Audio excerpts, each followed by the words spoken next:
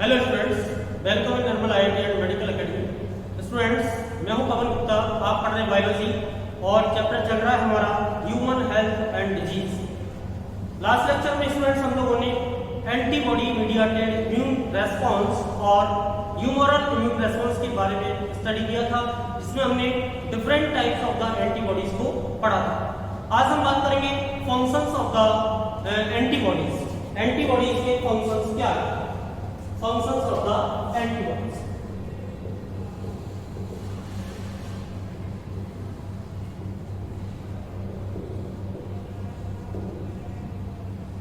First of all, function होगा agglutination. Agglutination.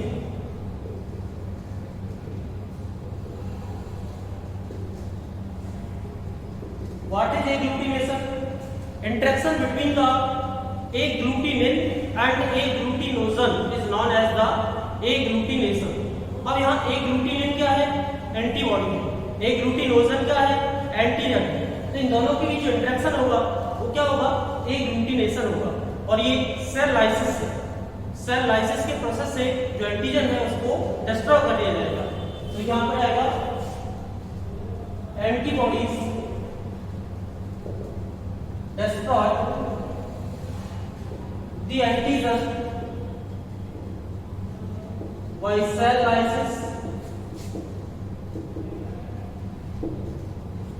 Interaction between the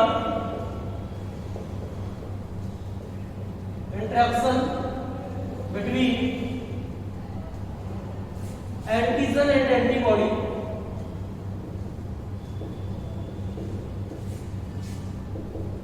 is known as agglutination.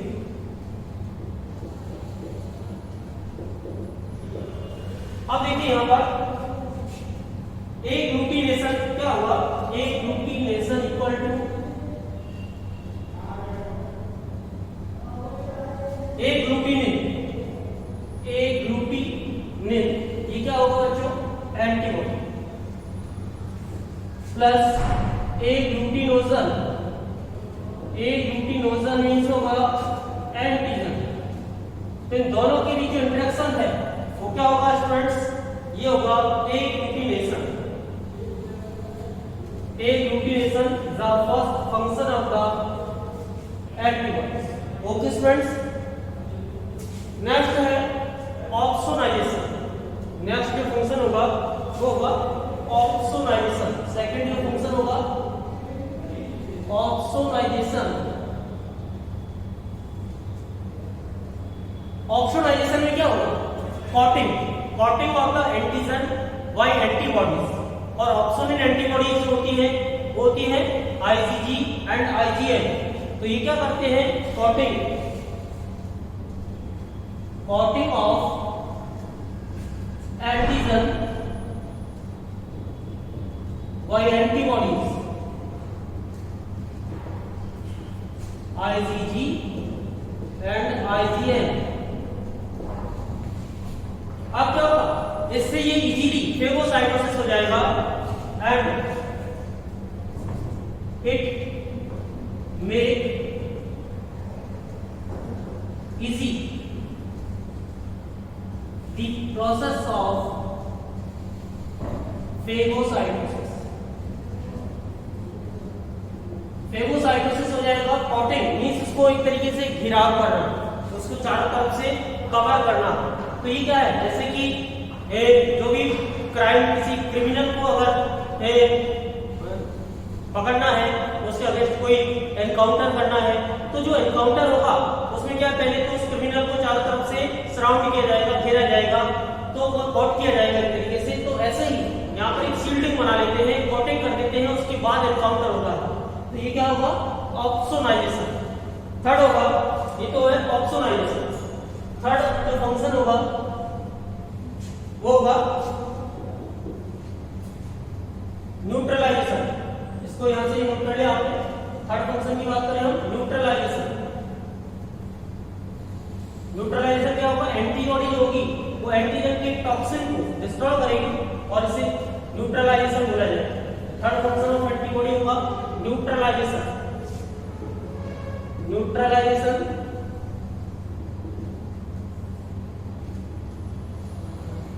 destroy the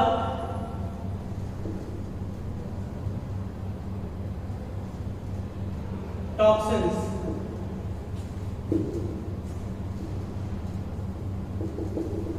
secreted by antigen is known as neutralization. तो neutralisation क्या होगा? Antibody जो भी toxins है, जो antigen जो भी टॉक्सिन्स का सिक्रेशन करते हैं उनको डिस्ट्रॉय करना, वो क्या कहलाएगा? न्यूट्रलाइजेशन कहलाएगा। तो ये these are the functions of the antibodies. Next बात करें हम बच्चों, सेकंड इम्यून रेस्पॉन्स था CMI. Second immune response CMI और cell mediated immune response, CMI और सेल मीडिएटेड इम्यून रेस्पॉन्स। तो हम बात करते हैं CMI, cell mediated immune response.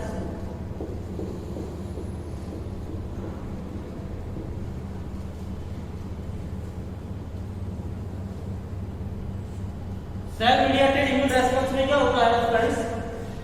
जो हमारी टी लिम्फोसाइट्स है, T lymphocytes are responsible for cell mediated immune response. T lymphocytes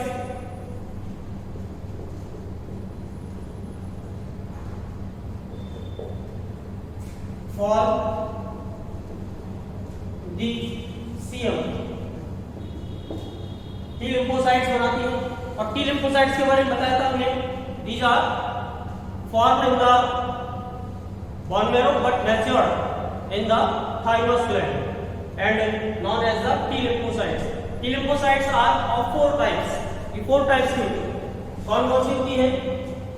T lymphocytes are of four types. Number 1, first की बात करें तो ये होगा T killer. T killer ये डायरेक्ट अटैक करती है, कोई भी एंटीजन आएगा उसको डिस्ट्रॉय करती है, किल करती है।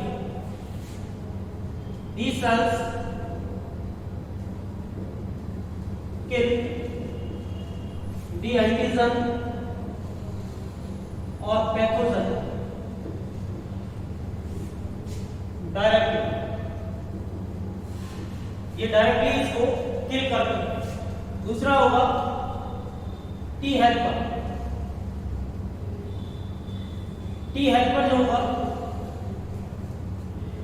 टी हेल्पर क्या होगा, क्या करेगा?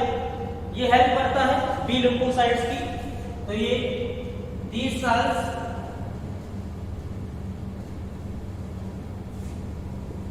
help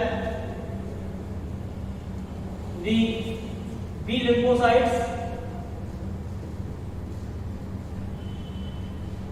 and T killer cells. T killer cells and B lymphocyte cells की ये हेल्प करती है।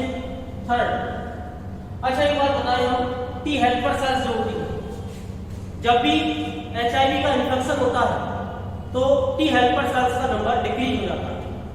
तो कई बार क्वेश्चन आता है एग्जाम में, a patient has lower number of T helper cells, what we think, हम क्या सोच सकते हैं कि पर्सन इज इन्फेक्टेड और सफरिंग फ्रॉम द HIV और different type of the disease.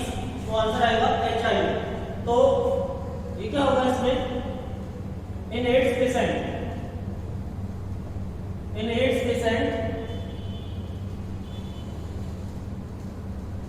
number of T helper cells is decreased or reduced. T helper cells का number decrease हो जाता है। क्वेश्चन फेमस है, इंपॉर्टेंट है, नीट के एग्जाम के लिए पूछा जाता है। एड्स के पेशेंट में टी हेल्पर सेल्स का नंबर डिक्रीज हो जाता है। नेक्स्ट हम बात करें टी हेल्पर सेल्स के बाद है T suppressor. T suppressor sales,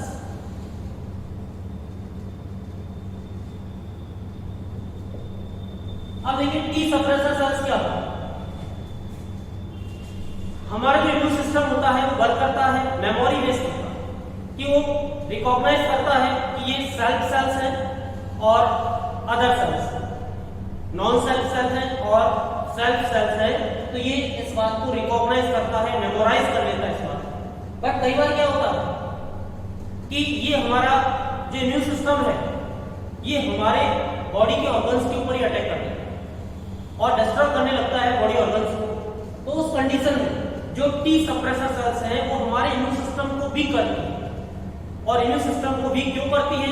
जिससे कि हमारे इम्यून सिस्टम हमारे ऊपर ही अटैक न करे। तो इसका फंक्शन क्या होगा? These cells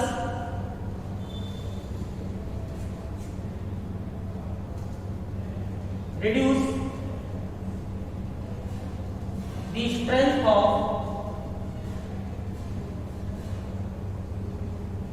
our immunity। हमारी इम्यूनिटी जो है उसकी जो स्ट्रेंथ है उसको रिड्यूस करती है, जिससे कि हमारी बॉडी पर वो इम्यून सिस्टम अटैक ना कर सके। ओके स्टूडेंट्स, तो ये हो गई T suppressor cells. Fourth type of the cells होती है टी मेमोरी सेल्स। कुछ सेल्स होती है वो मेमोरी सेल्स में मॉडिफाई हो जाती है और जो मेमोरी सेल्स होती हैं उनका फंक्शन क्या होगा कि बाद में कुछ इयर्स के बाद भी कोई एंटीजन अगर री एंटर करता है हमारी बॉडी के अंदर तो उसको वो इजीली रिकॉग्नाइज कर लेती हैं और फिर वो इफेक्टर सेल्स में कन्वर्ट हो जाती है। तो ये क्या करती हैं? Recognize the antigen after several years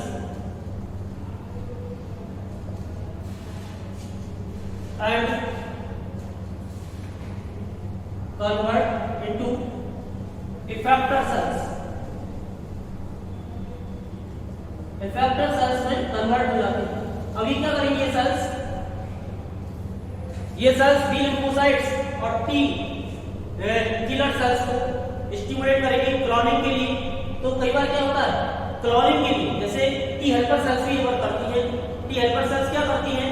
stimulate करती हैं बी लिम्फोसाइट्स को, टी किलर सेल्स को डिवीजन के लिए। और डिवीजन से क्या होता है? नंबर ऑफ सेल्स इंक्रीज हो जाती है, जिसे बोला जाएगा क्लोनल सिलेक्शन। तो क्लोनल सिलेक्शन को स्टिमुलेट करने वाली सेल्स कौन सी होंगी? T helper cells. T helper cells क्या करती हैं? Stimulate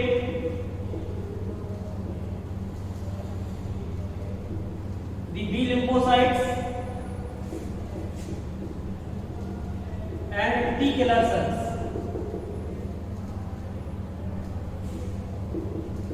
for division or cloning। It is known as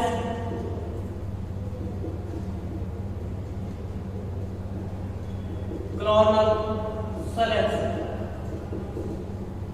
It is known as clonal selection। तो ये different types of the T lymphocytes हो गया है।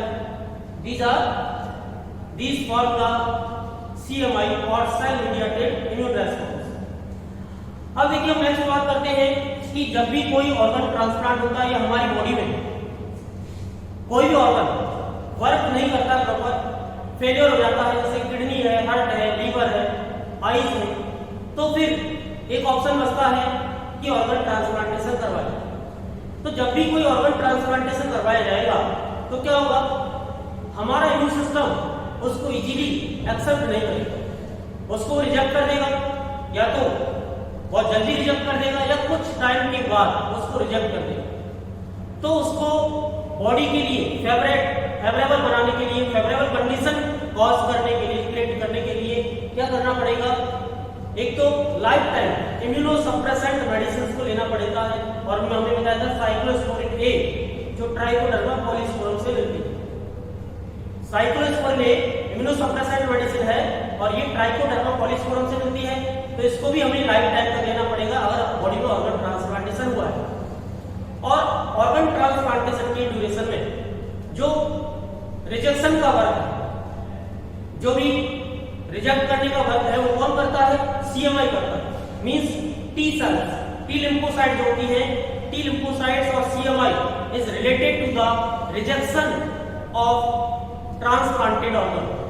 जो ट्रांसप्लांटेड ऑर्गन्स होते हैं उनको रिजेक्शन का वर्क कौन करता है, कौन सा इम्यून रेस्पॉन्सिबल होता है इसके लिए, सीएमआई रेस्पॉन्सिबल होता है। तो हम बात कर रहे थे organ transplantation.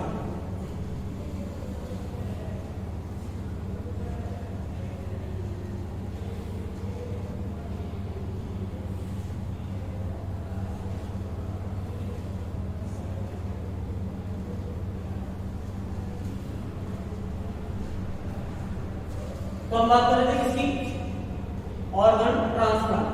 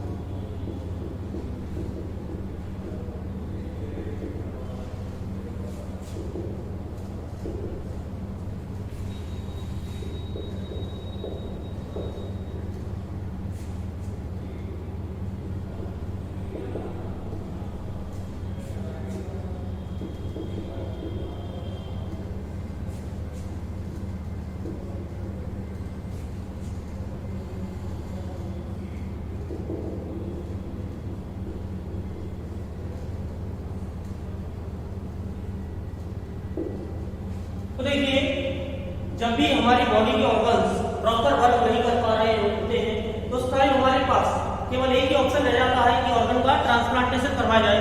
But organ transplantation में प्रॉब्लम्स ज्यादा है।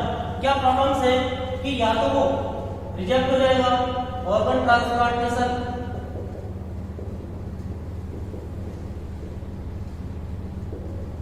या तो रिजेक्शन होगा इसमें,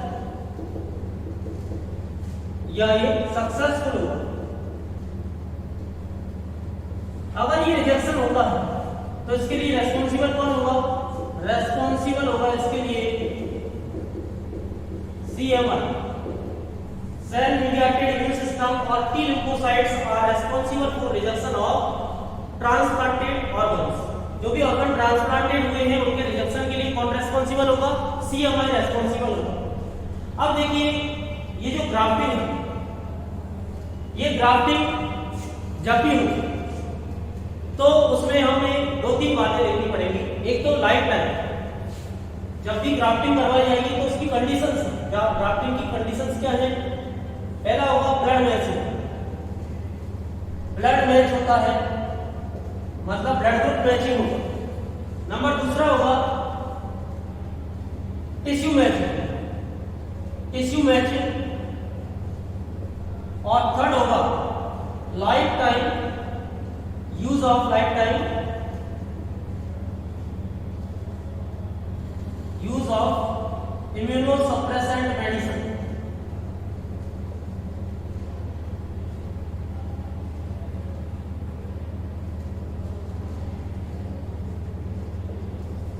लाइफ टाइम, और इसमें क्या आएगा, साइक्लोस्पोरिन ए।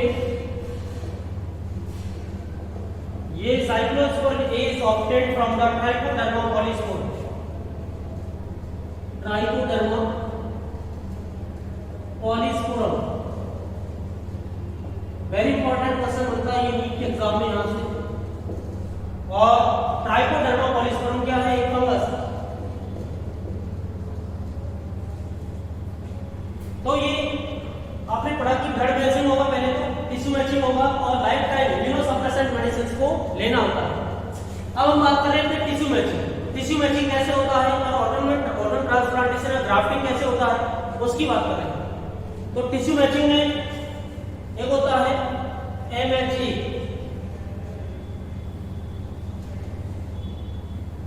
MSC और HLE। MSC क्या होता है? Major histocompatibility complex. Tissue matching की बात कर रहे हैं हम। टिश्यू मैचिंग जब भी ऑर्गन ट्रांसप्लांटेशन होगा तो एक तो ब्लड मैचिंग होगा और एक होगा टिश्यू मैचिंग। टिश्यू मैचिंग में क्या होगा? एक एंटीजन होता है HLA, इसका पूरा नाम होता है human leukocyte antigen. Human leukocyte antigen. This antigen is present on the surface of blood cells। ये ब्लड सेल्स की सरफेस पर होता है, ल्यूकोसाइट की सरफेस पर होता है। It is present on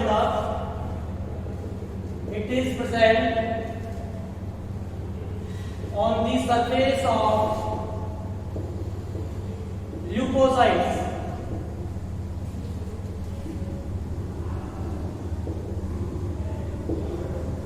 And it is responsible for the tissue matching। Tissue matching के लिए इसका यूज किया जाता है, ये रेस्पॉन्सिबल होता है।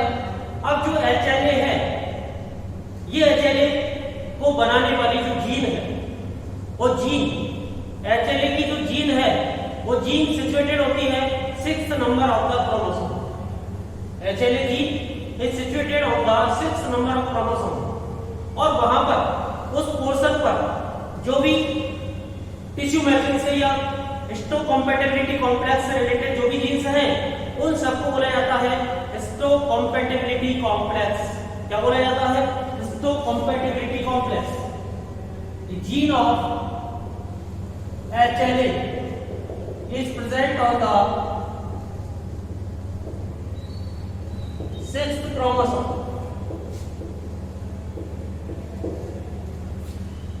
All genes related to the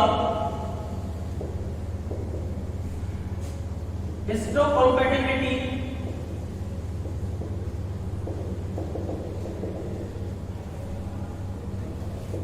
are situated on chromosome number 6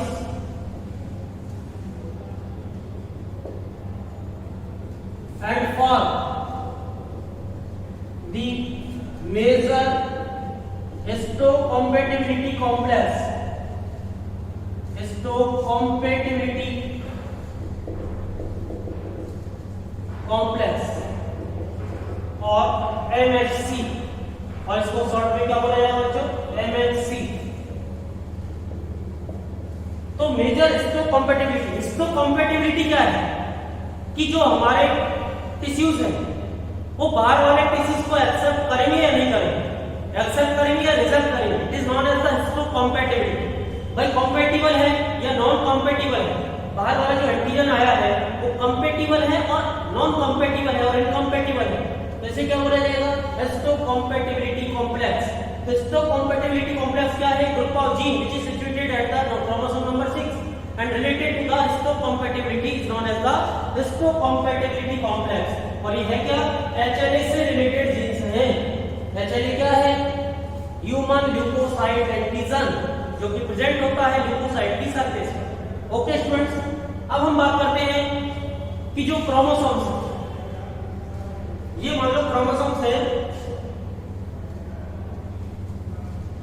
और इन क्रोमोसोम्स को होमोलोगस क्रोमोसोम्स, और इन होमोलोगस क्रोमोसोम्स पर यहां पर ये जीन प्रेजेंट है, मेजर हिस्टोकम्पैटिबिलिटी कॉम्प्लेक्स की जीन प्रेजेंट है।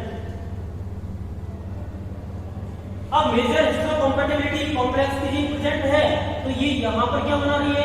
एंटीजन बना रही है। It is known as the HLA। ये क्या है? HLA।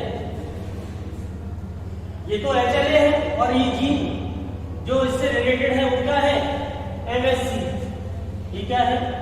MSC। MSC किससे रिलेटेड होगा? HLA से रिलेटेड होगा। अब देखिए MSC दो टाइप का होता है, MSC फर्स्ट और MHC सेकंड। MHC फर्स्ट ये कहां होगा, ये कहां पर एंटीजन बनाएगा, on the surface of erythrocyte. ये कहां पर बनाएगा, इरिथ्रोसाइट्स की सरफेस पर MHC क्या बनाएगा, MHC फर्स्ट HLA जो भी एंटीजन है वो बनाएगा, और MHC सेकंड जो होगा, MHC सेकंड ये कहां पर प्रेजेंट होगा, ये होगा antigen presenting cells. Antigen presenting sales क्या होती है, एंटीजन प्रेजेंटिंग सेल्स कौन सी होती हैं, एक होती है बी लिम्फोसाइट्स और दूसरा होगा मैक्रोफेजेस। तो ये है B lymphocyte and macrophages are known as the antigen presenting cells. Antigen representing sales.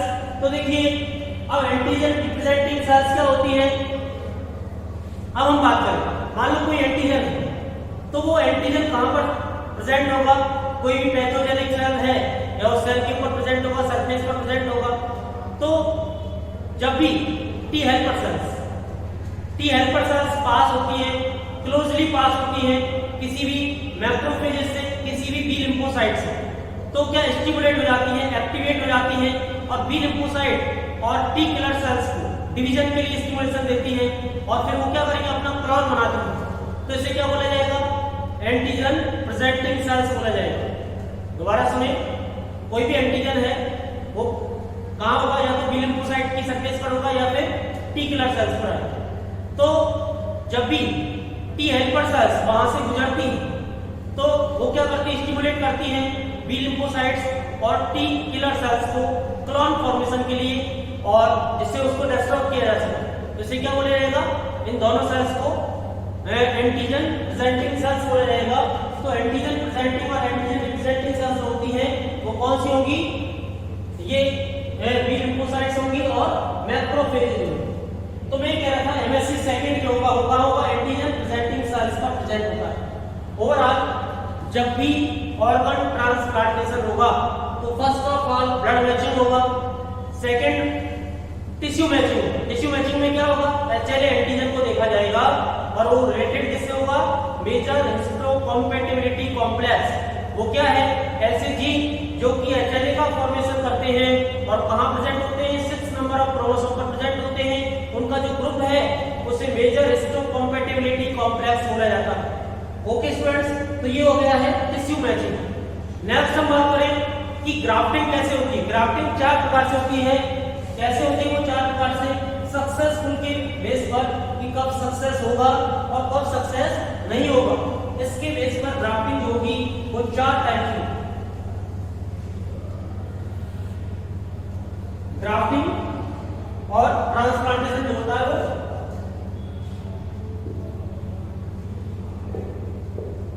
Grafting जो होगा वो 4 टाइप का होगा। नंबर 1 पहला हम बताएं वो होगा ऑटोग्राफ।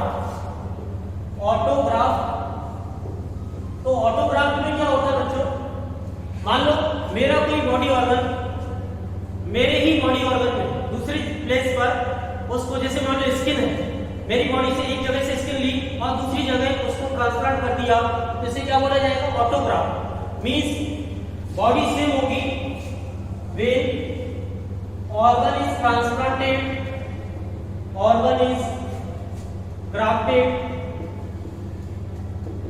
in same body। जब भी कोई भी ऑर्गन और या ऑर्गन का कोई पार्ट है और सेम बॉडी के अंदर ही ग्राफ्टिंग हो रही है उसकी, तो इसे क्या बोला जाएगा, ऑटोग्राफ। मोस्टली सक्सेसफुल होगा ये, मोस्ट सक्सेसफुल है, सबसे ज्यादा सक्सेसफुल होता है ये, मोस्ट सक्सेसफुल।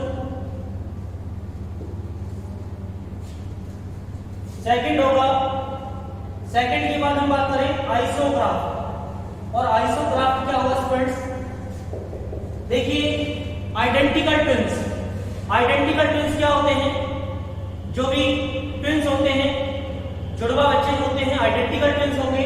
तो आइडेंटिकल ट्विंस में जो ग्राफ्टिंग होगी, grafting in the identical twins, means एक जो ट्विंस है उनमें से किसी भी एक का कोई पार्ट दूसरे के बॉडी के अंदर अगर ग्राफ्ट किया जा रहा है तो इसे बोला जाएगा आइसोग्राफ्ट। ये भी क्या है, इसमें दोनों का जेनेटिक मेकअप सेम होता है, जेनेटिक मेकअप सेम होता है, तो ये भी क्या है, सक्सेसफुल है, सक्सेसफुल ग्राफ्टिंग है। अब आप जानते हैं ट्विंस जो होते हैं, ट्विंस को आगे बताएं हम ट्विंस क्या होते हैं। जैसे मान लो नॉर्मली फीमेल बॉडी के अंदर पर मंथ 1 ओवम का फॉर्मेशन होता है और इस सिंगल ओवम को जब भी फर्टिलाइजेशन होगा स्पर्म से फर्टिलाइज किया जाएगा और फिर 1 जाइगोट का फॉर्मेशन होगा। और ड्यूरिंग द डेवलपमेंट ये जाइगोट जो होता है ये जाइगोट ब्रेक हो जाएगा कई पीसेज में और each piece is converted into a separate embryo. जब ईच पीस जो होगा वो एक सेपरेट एम्ब्रियो में डेवलप हो जाता है तो जितने पीस उतने एम्ब्रियो डेवलप हो गए उतने ही जो भी बेबी डेवलप हो गए और इनको सबको बोला जाएगा क्या, आइडेंटिकल ट्विंस बोला जाएगा, क्योंकि इन सबका जेनेटिक मेकअप सेम होगा, सबका सेक्स सेम होगा, या आइदर मेल होंगे सभी और फीमेल होंगे, ऐसा नहीं कि आधे मेल होंगे आधे फीमेल। तो ये सब क्या है, आइडेंटिकल ट्विंस है, क्योंकि इनका जेनेटिक मेकअप बिल्कुल एक्जैक्टली सेम होगा, इनका shape size colour design exactly same होगा, तो इन्हें क्या बोला जाएगा, आइडेंटिकल ट्विंस बोला जाएगा। तो आइडेंटिकल ट्विंस के अंदर जो ग्राफ्टिंग होगी वो 100% सक्सेसफुल होगी, क्योंकि इनका जेनेटिक मेकअप एक्जैक्टली सेम होगा, एक दूसरे की फोटोकॉपी होगी। लेकिन अगर हम अदर ट्विंस की बात करें तो वो क्या होंगे, जैसे मान लो सिंगल ओवम की जगह 2 ओवम का फॉर्मेशन हो गया और दोनों ओवम सेपरेटली फर्टिलाइज हुए हैं सेपरेट स्पर्म से, तो फिर उनका जेनेटिक मेकअप भी सेपरेट हो सकता है और सेपरेट होगा और दोनों का सेक्स आइदर सेम हो सकता है और डिफरेंट हो सकता है। तो ये आइडेंटिकल ट्विंस नहीं है, ये कैसे हैं, डाइजाइगोटिक ट्विंस है। मोनोजाइगोटिक ट्विंस क्या होते हैं, आइडेंटिकल ट्विंस होते हैं जो सिंगल जाइगोट से बनते हैं, बट डाइजाइगोटिक ट्विंस वो डिफरेंट जाइगोट से उनका फॉर्मेशन होता है, तो उन्हें क्या बोला जाएगा, डाइजाइगोटिक ट्विंस, और ये सेम जेनेटिक मेकअप वाले नहीं होते। आगे बात समझ में आप लोगों के, तो आइडेंटिकल ट्विंस जो होते हैं उनमें ये सक्सेसफुल होगा और इन्हें मोनोजाइगोटिक ट्विंस भी बोला जाएगा, monozygotic twins. Okay students, next जो ग्राफ्टिंग होगी वो होगी एलोग्राफ्ट। जो third type of the grafting होगी वो होगी एलोग्राफ्ट। एलोग्राफ्ट और होमोग्राफ्ट, इसे होमोग्राफी भी बोला जाता है। ये क्या होगा, जब सेम स्पीशीज के पर्सन्स के बीच ग्राफ्टिंग हो रही है तो इसे बोला जाएगा allograft. Grafting between the same member of same species, grafting between the member of same species is known as allograft और होमोग्राफ्ट। अब एक फोर्थ है, ये भी क्या है, इनके कंपैरिजन में लेस सक्सेसफुल होगा और फोर्थ टाइप ऑफ जो ग्राफ्टिंग होगा उसका नाम होगा, fourth type of the grafting यहाँ लिखा हूं, ये होगा जीनोग्राफ्ट। जीनोग्राफ्ट क्या होगा बच्चों, when grafting takes place between the two persons of different species is known as the xenograft। जब different species के members के बीच grafting होगा तो उसे क्या बोला जाएगा, xenograft बोला जाएगा। grafting between the members of different species